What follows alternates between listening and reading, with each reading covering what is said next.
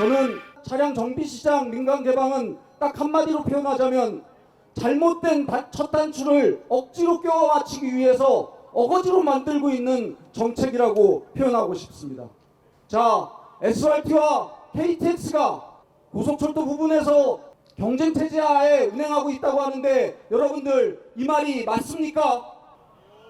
경쟁체제가 아니라 이것은 일방적으로 SRT가 KTX에 기생하고 있는 기생체제입니다. 차량의 정비를 KTX가 맡고 있고 운행 중 사고가 날 경우 사고 복구도 KTX가 하고 있습니다.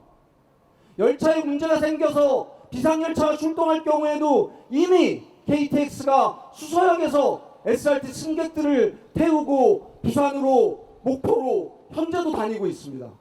이처럼 기생체제가 문제가 되자 국토교통부는 SRT를 더욱더 독립적으로 운영하기 위한 방안을 끊임없이 꼼수를 펼치고 있었습니다.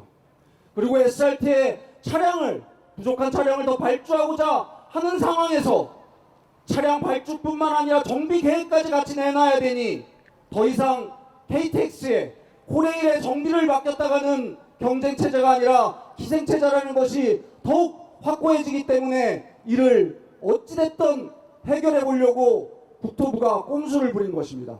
그 끝에 내린 결론이 무엇이냐면 SRT에서 발주하는 신규 차량에 대한 정비 업무를 제작회사가 맡는 것으로 결론을 내려고 하고 있습니다. 이게 말이나 되는 소리입니까? 첫 번째로 철도 120년 철도 역사에 정비시장 핵심 업무를 민간시장에게 개방한 적은 한 번도 없습니다. 이것은 명백하게 철도 산업에 대한 민영화의 일환입니다. 허구뿐인 경쟁체제를 합리화시키기 위해서 국토부가 말도 안 되는 꼼수를 다시 한번 부리고 있는 것입니다. 두 번째, 이것은 단순히 철도 노동자들만의 문제가 아니게 되었습니다. 제작사가 정비 업무를 맡는다면 무슨 일이 벌어지겠습니까? 차량이 도입된 이후에 우리는 운행과 정비 업무를 하는 과정에서 차량의 결함을 확인하고 그것을 개선을 요구하고 그 작업들이 이루어져야만이 그 차가 안전하게 운행할 수 있다는 것을 우리는 지난 역사 속에서 많이 배워왔습니다. 그런데 차량 제작업체가 정비를 맡는다면 자신이 제작한 차량의 결함에 대해서 스스로 인정하고 그것을 고치려고 하겠습니까? 절대 그렇지 않습니다. 오히려 은폐하고 그냥 덮으려고 할 것입니다. 이런 상황이 지속되면 철도 안전에 크게 위협이 될 것입니다.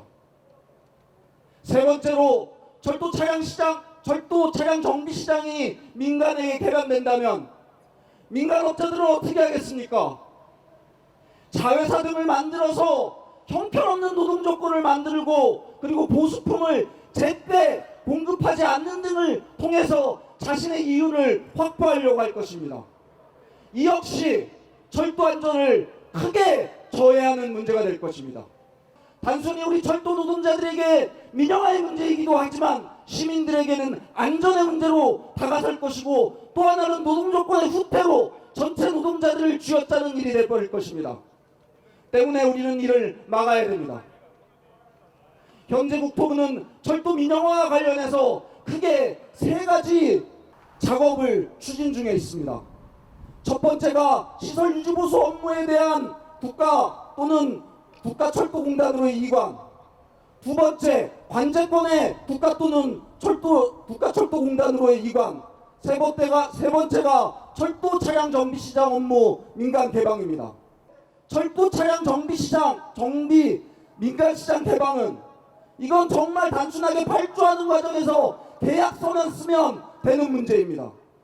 때문에 우리는 지금 어찌 보면 가장 먼저 시급하게 대응해야 될 이 철도 차량 정비시장 민간 개방에 대해서 먼저 우리 차량조합원들이 나서서 투쟁을 해야 되는 것이고 오늘 이 자리에 이렇게 모이신 것입니다. 자, 민영화 정책 아니라고 하지만 그 속내는 우리가 어떤지 이미 김대중 정부 이래로 국토부 관료들이 어찌했는지 우리가 수없이 보고 또 봤습니다. 때문에 우리가 넘어야 될 산이고 이 산을 넘기 위해서 여러분들과 함께 투쟁할 것입니다.